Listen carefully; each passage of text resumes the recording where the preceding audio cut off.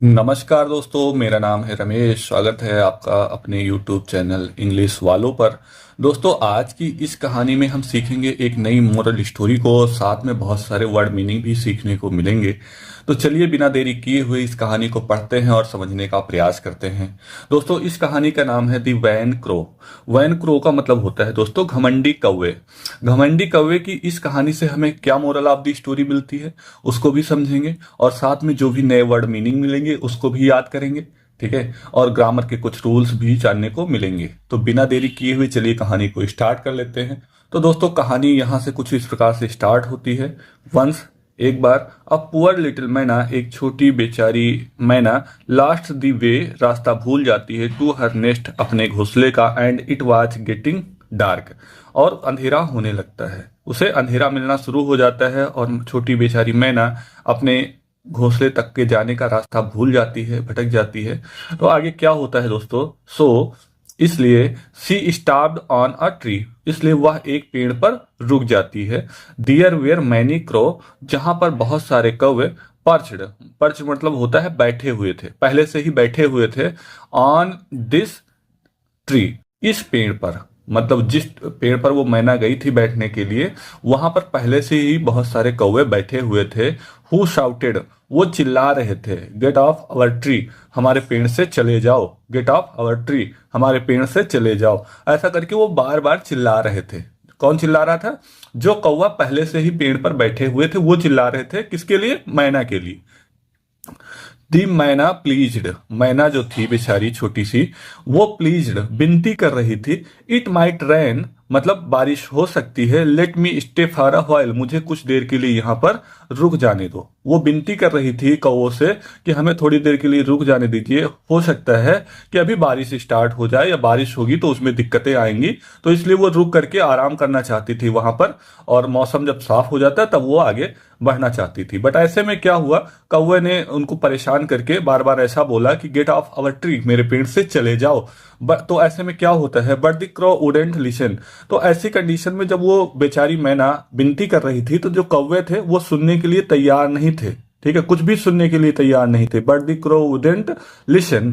तो आगे क्या होता है, एट लास्ट, अंत में, द मैना फ्लेव टू अनदर ट्री, मैना जो थी वो दूसरे पेड़ पर चली जाती है। वेयर सी फाउंड, जहां पर वह पाती है, अ कैविटी, एक कैविटी का मतलब होता है एक छेद पेड़ में ऐसा एक होल जहां पर क्रेशर्स जो होते हैं, पशु पक्षी जो होते हैं, वो आराम कर सकते हैं, है ना। तो उस कैविटी में, उस होल में वो पाती है, to rest in comfortably, comfortably मतलब होता है आराम से, और रेस्ट मतलब रेस्ट करना, मतलब आराम करना। ठीक है, तो क्या होता है finally, at last the myna flew to the another tree, आखिरी में मैना जो है उड़ करके दूसरे पेड़ पर चली जाती है। Where she found a cavity to rest in comfortably, आराम से आराम करने के लिए एक कैविटी पाती है, एक होल पाती है। एंड वन डे, और एक दिन, there was the huge hill storm, एक दिन क्या होता है, वहां पे बहुत बड़ा ओलावृष्टि होती है।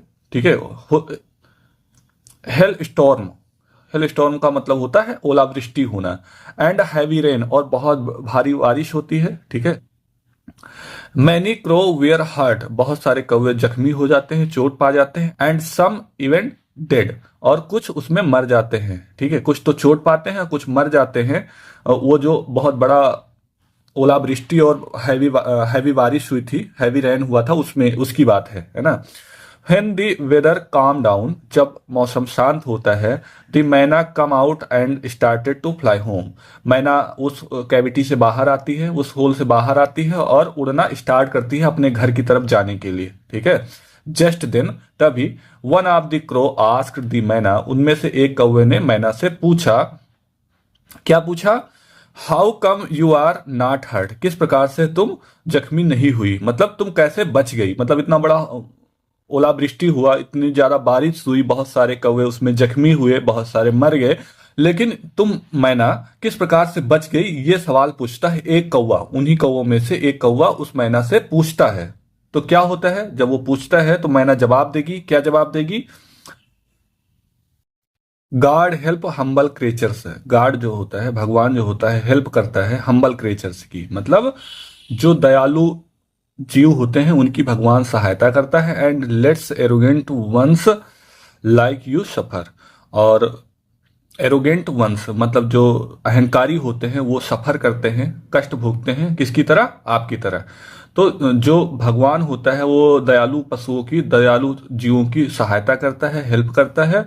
और जो अहंकारी पशु पक्षी होते हैं उनको भोगना पड़ता है कष्ट आपकी तरह। ठीक है। द मैना रिप्लाइड एंड फ्लू अवे। मैना ने जवाब दिया और उड़ती हुई आगे चली गई।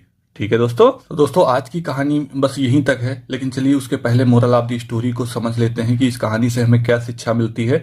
Arrogance is the root of all evil. जो अहंकार होता है वो हर प्रकार की बुराई का जड़ होता है। हर प्रकार की जो गलती होती है ना, हर प्रकार की जो बुराई होती है जीवन में, वो जड़, उसकी जो जड़ होती है वो एरोगेंस होता है, अहंकार होता है। तो दोस्तों हमें अपने जीवन में अहंकार नहीं करना चाहिए, हम्बल रहना चाहिए। ठीक है, ताकि जो जीवन में आपको ऊंचाइयां छूते चले जाओ और लोग आपको जो है गलत साबित ना करे, भगवान भी आपकी हेल्प करे। और यदि हम अहंकारी होते हैं तो भगवान भी हमारी सहायता नहीं करता है और दूसरों को भी बुरा लगता है। ठीक है। तो जीवन में हो सके तो दूसरों की हेल्प करना चाहिए। तो दोस्तों आज की कहानी में बस इतना ही। मिलते हैं एक नई कहानी में, तब तक के लिए आप अपना ख्याल रखिएगा। जय हिंद, जय भारत।